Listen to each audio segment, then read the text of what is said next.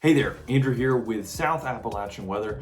June 13th, 2026, about 10:30 p.m. Eastern Daylight Time, and we're looking down the barrel of a slight risk for severe thunderstorms as we head into Sunday, which of course is tomorrow. Now, I'd show you a map, but literally I'm just going to show you a map of our counties, and they're all going to be highlighted in that slight risk yellow, that 2 out of 5 level that the Storm Prediction Center uses to outline the possibility of some stronger thunderstorms. Now, we had a slight risk just a couple days ago, and it really didn't amount to much. This time, there is a chance that we could be looking at a little bit more magnitude of these thunderstorms. I'll take a look.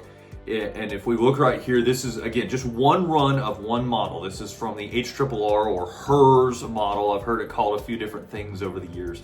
But the HRRR model from 0Z this evening, so one of the most recent model runs, you can see it's bringing some thunderstorms into our region from the northwest, moving southeastward across portions of Polk, Cherokee, Clay counties, and then onwards into Fannin, Union, and Towns. Now, bear in mind, when you're looking at this, this is, again, just one run of a single model. So this is more telling a general idea, but don't take this to the bank as, oh, Gilmer County and LJ is not going to get anything. That's not what this means at all. What this is highlighting, and the reason why I bring this up, is there's thunderstorms and a cold front, cool front really would be a better term, but a cold frontal system moving across the Tennessee Valley this evening.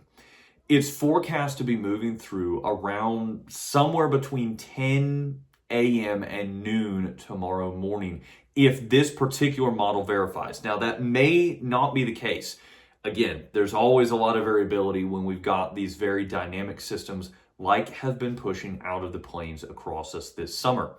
But I wanted to go and throw this together this evening because obviously with church coming up tomorrow, a lot of us going to be busy and doing some things at church more than likely during this time frame when this system's going to be moving through. And the reason I wanted to highlight this is this particular scenario where we have a line or cluster of thunderstorms moving from northwest to southeast is one of the most challenging to forecast. I'll just go ahead and lay that out here. The reason it is very challenging to forecast is it has to interact with the very high mountains along the Tennessee-North Carolina line as they're moving southward or southeastward into our region. In the process, they can be very difficult to see on Doppler radar, one of our main tools to be able to see what's going on with thunderstorms, because of the angle of the radars that we have covering our region and where these storms are.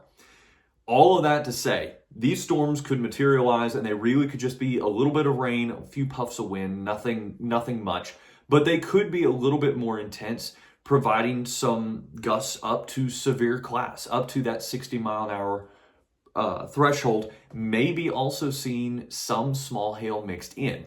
And I want to highlight that again because it's going to be Sunday, because it's going to be Sunday morning, and because it's going to be coming from a direction that's difficult to forecast and difficult to see.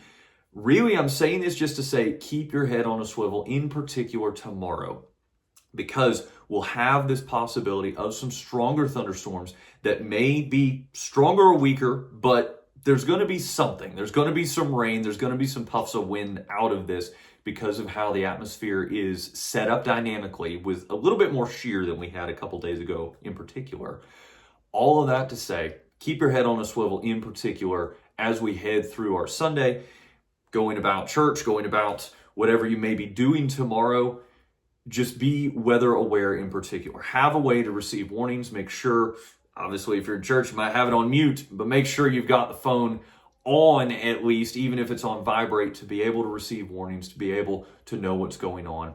Maybe make sure you got an umbrella, all of that good stuff as well. And just be weather aware. Again, this is not a particularly aggressive severe weather scenario, nothing of that nature. This is not, I won't even quote the big severe weather events we've had in this region before, because it's not going to be that. That's not what we're anticipating. But there is a possibility these could be a little stronger than what we've seen through most of the spring and summer. And again, they could be just about on us before we really get a good idea of what they're going to do moving through our region, because they have to hop those mountains, which always can change the dynamics of how updrafts behave. Sometimes they get stronger, sometimes they get weaker. It's a very complicated situation.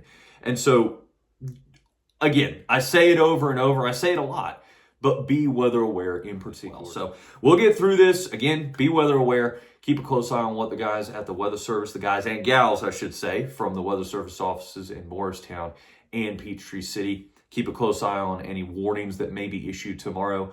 Again, not really seeing this being a massively dynamic situation, but definitely worth keeping a close eye on. So stay safe out there. Stay dry for sure. And I'll put something up if there's any major changes to the forecast as we head through this weekend.